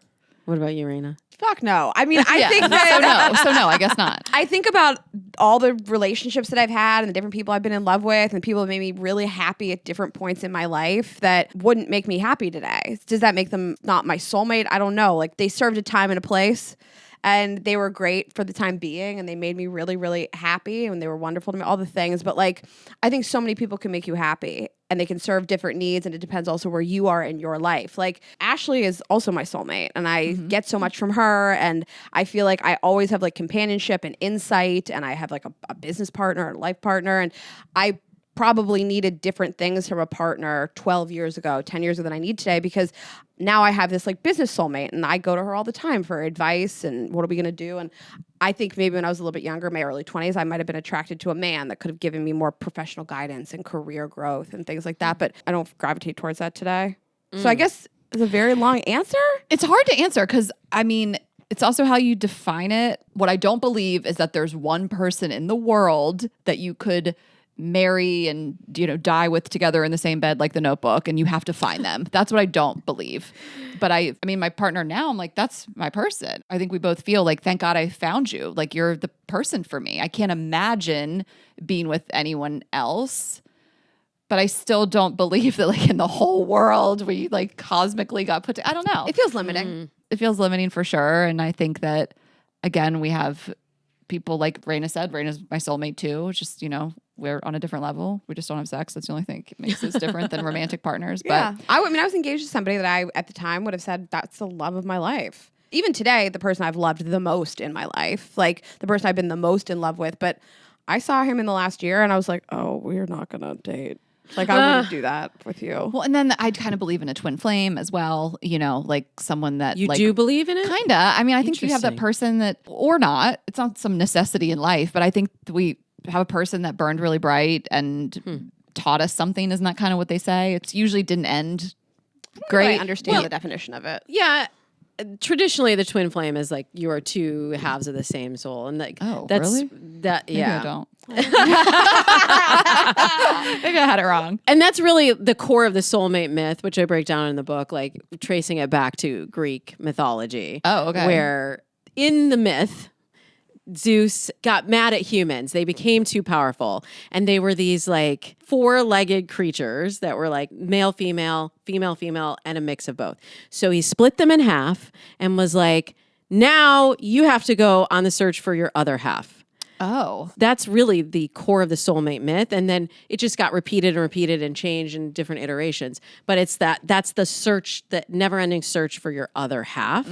That is the kind of soulmate that I do not believe exists. I think it's just you a story. complete me But thing. like 70% of people believe in soulmates. Tessa, do you believe in soulmates? You complete me. Not a singular person. Yeah, she Yeah. said. I think that Okay. we all agree. This is good. As a group, we are all leveling up because I find that, as you said, Raina, that's very limiting. And this idea that there's one person that you're looking for on a planet with 8 billion people, it just sets you up for this never-ending search, like you're crawling around the earth trying to find your other But it half. goes back to the Where are my chemistry. legs? Because if you believe in the soulmate thing, then you believe they're going to make you feel a certain type of way the second you meet them. So Right. those things tie in. Like if you have bought into it and you really think that's what it is, this person was designed for you, whatever God you believe in, put them on the earth for you and they're going to complete you and they're your other half, then you would think that when you meet them, you're going to feel this special type of way because, oh my God, that's my soulmate. So those almost go hand in hand. You know, like if you really have bought into the soulmate myth, you are not buying into the chemistry grows over time. Right. Well, You you're know? also not buying into this idea that you have to take action to make the soulmate happen. Right. If it was a soulmate, it would just like magically work Just out. magically appear. That's my soulmate. I feel like if I feel that spark on a first date, I'm like, there's so much chemistry. I'm just horny. This is a red flag. I'm just horny. Right. I'm just horny. Both things can be true. Is he my soulmate or am I horny? That's very like, do I like him or is Like he a quiz. tall? It's the new, am I just horny? Like sometimes, like I went on a date recently. Well, I made it into a date, and I don't know that he was so great. I keep telling Ashley I'm in love with him, but he just was exceptionally hot. I don't even know what he said. Who cares? Exactly. I was just like, that's my soulmate. But like, he really is just like 6'2" with salt and pepper hair. Like he's Tattoos. just tons of tattoos. Yeah. Facial hair, so hot. So cute. And I was horny. Right. You're horny for him. Exactly. And then what happened? That And then what causes too. And I've masturbated to him all week. Oh my God. Of Yeah, course. so different people come into your lives for different reasons and at different times. Maybe that was his reason. And we have to be willing to allow that to exist because we also get then caught in this idea of the soulmate of like, oh, the one that got away. Right. And then we're constantly comparing the people that we meet to the quote soulmate that we missed out on. Right. And if they were your soulmate, You'd they be would with them. be with you right now. Yeah, Right. exactly. Right. I love that. So let's talk about the opposite pillar of this, which is trust. So the antidote to falling in love with the soulmate myth is the pillar of trust. And this is where slow love comes back in. Mm-hmm. You can't know if you trust someone when you first meet them. Mm-hmm. You have to see how their actions and their words align over time. You have to really build that. So I made this the last pillar because it really takes the time to go through this whole dating process to get to that point. And I love that feeling of trust in a relationship when I feel it myself and when I see it in my clients, that you can just relax all this dating anxiety. We've been talking about the dating burnout and know that like, oh, I'm not on the hunt anymore. Like I'm not in that search space. So what else does that open up for me if I don't have to be worried about how this person is going to show up for me in my life? I love that. Like that it does build over time. I always think about our business managers. Like when we first started meeting with them, we would say like, even just a throwaway, like we trust you. And they'd be like, whoa, whoa, whoa. We don't want you to trust us yet. Like that was kind of their selling thing. I not trust Like- Hold on a second. They were just like, we want to earn it.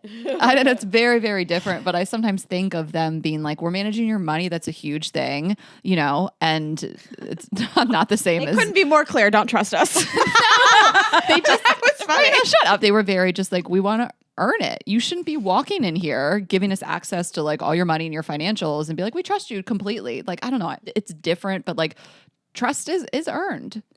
You know, I think our relationship, we started this and we were both just like vetting each other kind of side eye. Like, should I trust her? You know, like it wasn't day one. Like, I trust you. Let's share a bank account. No, I was like, we were waiting for the other person to slip up. Like, Like when we interview people today, like we always say, like we have to be able to trust that like when you say you're going to do a thing, it will be done. It'll be done correctly, because that is like the core pillar of our relationship. Like if I say I'm going to do something, like she has to be able to like know that it's going to be done. I said I was going to do something the other day. I fucked it up twice, but it's very rare. It Mistakes happens like happen, once a year. And you owned it, right? Oh God, yeah. She was like, "Am I okay?" Which is an integrity. Yeah. But I mean, I think trust, it's make or break, because it's the break of the relationship too. I think back to my ex and like the core of all of our issues. I mean, there was a lot, but it was that I just stopped trusting him to be an adult, you know, show up, get up on time and be somewhere that we were supposed to be or whatever it was. Like when I really think of like the very core thing, it was that over time I lost trust in him for a multitude of different areas of the relationship. And that was it. That's what I would attribute it to. Yeah. So. Yeah. And I talk at the fairy tale about how hard trust is to rebuild once it's broken. So it takes a long time to build. And then if it's broken, it's almost like you start back from before. Because when you're starting at the beginning of the relationship, you're like, I want this person to show up for me. I'm willing to suspend my judgment long enough to see, like, can they show up? And then once the trust is broken, it's like, well, I already know that they haven't in the past. So now they have to work twice as hard to get me back to that place where we began. It's really hard for me to come back from it. Can we just do one last thing? The misconception of opposites attract. Yeah, people always say to me, opposites attract. And I think that that's not like one of the big four myths, but it's like a micro myth. The Micro myth. Oh, I just coined a new term. I love that. Okay. It's a micro myth because I think that when we say opposites attract, we're not actually looking at the right factors. We're thinking it's about, well, this person likes sports and I don't like sports. So we're opposites, or we're like... like the Paul Abdul song, like Yeah. I go to bed early and he goes, Yeah. parties all night. Yeah, that's not what we're talking about. We're talking about values. That's really the core attractor. And so when you look at the surface level things, someone might be opposite. Somebody might be a different culture. They might have different interests. But if you look at the values, those must be aligned. Totally. You cannot be opposite in values. And this is why I think we're seeing a bigger divide, a political divide, election year. And, you know, it used to be you could date somebody who was across the aisle from you, and you could still communicate. No more. Not since No more. 2016. Yeah. Yeah. And so we are seeing some relationships of moderates with liberals or conservative, but not on conservative. either end of the spectrum, because it means a certain You could. set of And values. something as different a today. woman, I mean, you're just like, you don't believe in my rights. Yeah, we've associated a whole set of values with a political belief. And so we're constantly looking for ways to shortcut. That's what all of this is about. Yes. The list, the rules, the chemistry, the soulmate. It's like, The opposites just give me attract. the code. Give me the short code, and that will tell me, is this person meant to be? Can I trust them? Can we communicate? Do we have the same values? Do we have the same goals for the future? And I think we need to just reframe our experience of dating to realize that the whole of dating is the process of discovering that. There is no shortcut. Sorry, everybody, there's no shortcut. There's no shortcut. But if you can find joy and self-discovery in the dating experience, it's going to make the road a lot easier and make the payoff a lot better in the The way end. you wrapped up this episode. I know. Go Wow. off. That was perfect. We Okay. had singing. There hasn't been dancing yet. Yeah. But it could happen out there. Look out for the next book. People are like, wait, who's Paul Abdul? I know, right? The way I had that tape. Opposites Attract was track 2. We went back down memory lane. I love it. Okay. Well, Damona, this was delightful. We're so glad we got to make it happen. Yes, thrilled. Can you tell everybody where to find you? Your website's great. Your Instagram is fantastic. Obviously, the book. Thank you. Yeah. Instagram, TikTok, those places at Damon Hoffman. And I do the Dates and Mates podcast every Tuesday. So yeah, wherever you're listening right now, to Girls Gotta Eat. You can hear Dates and Mates. Okay, great. And you guys know where to find us, girlsgottaeat.com for tour tickets, episodes, all the things that you need. We are Girls Gotta Eat Podcast on Instagram and TikTok. I'm Ash Hess. Raina is Raina.Greenberg. Our other company, Vibes Only, vibesonly.com. Subscribe on YouTube. Share this episode with a friend. Get Damona's book. And we will see you Thursday. That's what tripping me up. Have a good couple days, guys. Okay, bye.